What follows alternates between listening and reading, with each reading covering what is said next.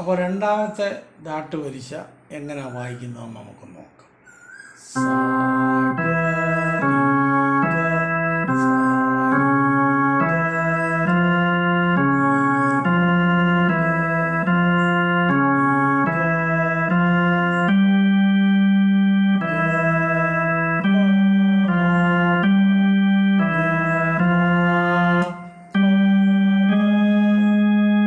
ഇവിടെ ഗ